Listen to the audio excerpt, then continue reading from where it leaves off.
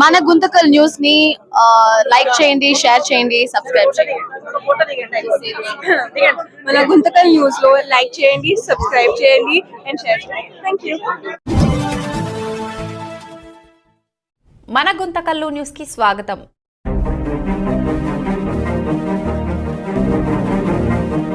ఈరోజు ఏకలవ్య జయంతి సందర్భంగా గుంతకల్ పట్టణంలోని ఏకలవ్య వారసులు ఎరుకుల కుల సభ్యులంతా భాగ్యనగర్లోని ఏకలవ్య విగ్రహం వద్ద సమావేశమై ఆయనకు ఘనంగా నివాళులు అర్పించారు. ఆ తర్వాత కార్యక్రమంలో ఏకలవ్య చరిత్ర గురించి, ఏకలవ్య త్యాగాల గురించి ప్రజలకు వివరించారు. ఈ సందర్భంగా ఏకలవ్య అంటే ఎరుకుల కులంలో ఈ సంవత్సరం 10వ తరగతి పాస్ అయిన విద్యార్థులకు మంచి మార్కులు వచ్చిన వాళ్ళను, వాళ్ళ తల్లిదండ్రులను సన్మానించిన కార్యక్రమం జరిగింది. ఈరోజు ఇదివరకు ఎన్నడూ లేనంతగా ప్రజలందరూ ఏకమై ఏకలవ్య జయంతికి వచ్చారు. సంతోషం. ఆ తర్వాత అంబేద్కర్ విగ్రహం దగ్గర నుంచి ఇక్కడి వరకు ర్యాలీగా వచ్చి ఇక్కడ సమావేశం జరుపుకున్నారు. ఇది గుంతకల్ పట్టణ చరిత్రలో మాకు చాలా సంతోషకరమైన విషయము. ప్రతి సంవత్సరం ఇలాగే అందరూ ఐకమత్యంగా ఉండి మనము ఇలాంటి వేడుకలను జరుపుకోవాలని కోరుకుంటున్నాం. ఈరోజు గుంతకల్ పట్టణంలోని ఏకలవ్య వారసులందరూ మన భాగ్యనగర్లో ఉన్న ఏకలవ్య నగర విగ్రహానికి చేరుకొని ఘనంగా నివాళులు అర్పించడం జరిగినది.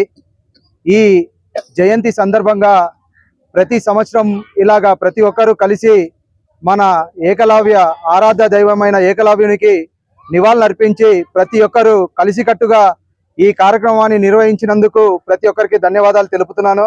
అలాగే మనకు రాజ్యాంగ నిర్మాత అయినటువంటి డాక్టర్ బిఆర్ అంబేద్కర్ గారికి పూలమాల వేసి అక్కడి నుంచి బైక్ ర్యాలీతో ప్రతి ఒక్కరూ పాల్గొని ఈ కార్యక్రమాన్ని విజయవంతం చేసిన ప్రతి ఒక్క ఎరుకుల సోదరులకి మరియు నా కులస్తులకి ప్రతి ఒక్కరికి ధన్యవాదాలు తెలుపుతూ ఇలాంటి కార్యక్రమాలు మరెన్నో జరుపుకోవాలని ప్రతి ఒక్కరూ చెయ్యి వేసి ఇలాంటి కార్యక్రమాలని విజయవంతం చేయాలని చెప్పి మనస్ఫూర్తిగా కోరుకుంటూ సెలవు తీసుకుంటున్నాను. దేశానికి ప్రత్యేకత ఉంది.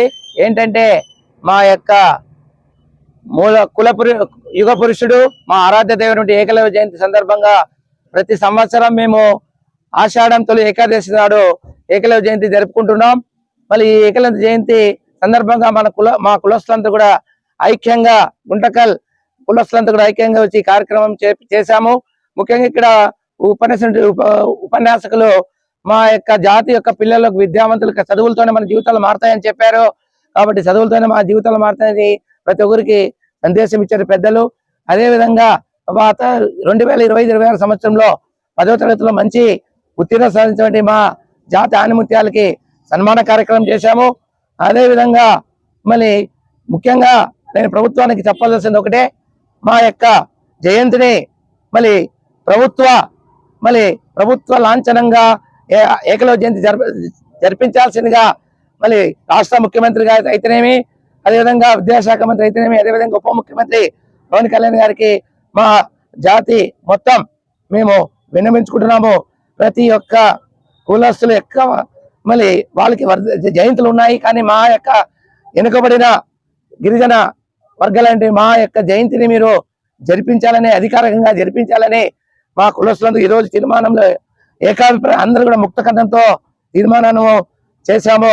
కాబట్టి దయవుంచి ప్రభుత్వం వారు ఏకలవ్య జయంతిని ప్రభుత్వ లాంఛనాలతో జరిపించాల్సిందిగా కోరుకుంటూ, మళ్ళీ ఇక్కడికి వచ్చేటువంటి ప్రతి ఒక్కరికి పేరు పేరున మా ఆహ్వానాన్ని మంచి ఇక్కడికి వచ్చేటువంటి కులస్తులకి, అదేవిధంగా పోలీసు మిత్రులకి, అదేవిధంగా మీడియా పత్రికా మిత్రులకి, ప్రింట్ మీడియా, మాస్ మీడియా మిత్రులకి అందరికీ కూడా ఇక్కడికి వచ్చి మా కార్యక్రమాన్ని మళ్ళీ లైవ్ టెలికాస్ట్ చేసేందుకు, మా యొక్క సమస్యలని ఇంకా ప్రజల్లోకి తీసుకెళ్లాలంటే మళ్ళీ ఫోర్త్ ఎస్టేట్ అటువంటి పత్రికా రంగమే మా యొక్క జాతిని ముందుకు తీసుకెళ్ళాలి. మీ యొక్క బాధ్యత కూడా గురుతర బాధ్యతగా ఉంటుంది. కాబట్టి మీరు కూడా మా యొక్క సమస్యలని ప్రభుత్వ దృష్టికి తీసుకెళ్లి, ఇప్పుడు మా యొక్క కులవృత్తులైనటువంటి మా కులవృత్తులు కనుమరుగవుతున్నాయి. కారణం ఏంటంటే సాంకేతిక పరిజ్ఞానంలో మా కులవృత్తులన్నీ కూడా కనుమరుగవుతున్నాయి.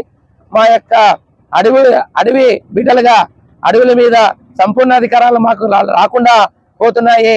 మా యొక్క జాతి బిడ్డలంతా కూడా అడవిలోకి పోవాలంటే కూడా చాలా భయపడుతున్నారు. కాబట్టి వాళ్ళకు కూడా మళ్ళీ అడవి మీద సర్వ అధికారాలు కల్పించాలని, అదేవిధంగా సాంప్రదాయ కుల వృత్తులకి మళ్ళీ ప్రభుత్వం ప్రోత్సాహం ఇవ్వాలని ఎంతో మంది మా ఇంకా జాతి వాళ్ళకి ఇంకా ఉండడానికి నివాసం గాని కట్టుకోవడానికి బట్ట గాని చాలా దుర్భరమైన జీవితం గడుపుతున్నారు. అలాంటి వారిని కూడా మళ్ళీ ప్రభుత్వం గుర్తించి వాళ్ళ సమాజంలో ఒక మంచి బాధ్యతగా తీసుకొస్తే మేము కూడా ప్రభుత్వానికి వెన్నంటే ఉంటాము.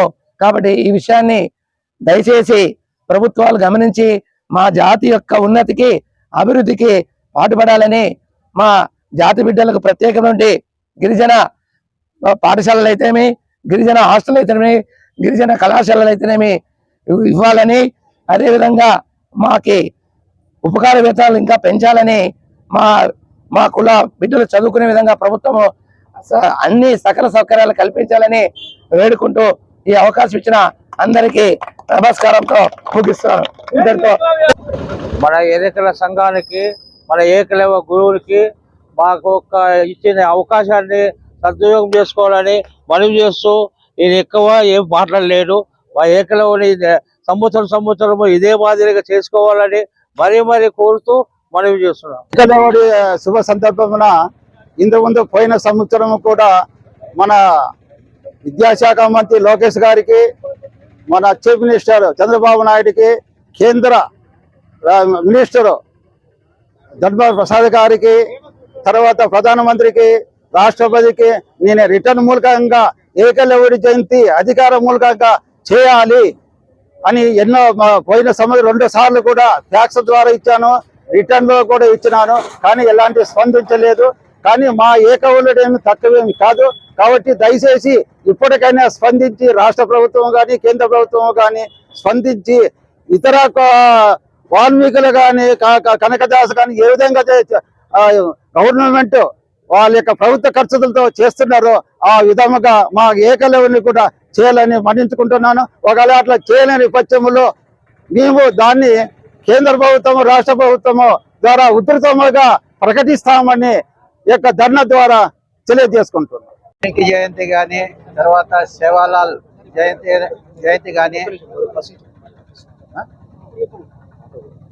మన ప్రభుత్వము వాల్మీకి జయంతి, కనకదాస్ జయంతి, సంత సేవాలాల్ జయంతి ఇలాంటి చాలా కార్యక్రమాలు అధికారికంగా ప్రభుత్వ లాంఛనాలతో అమలు చేస్తున్నారు.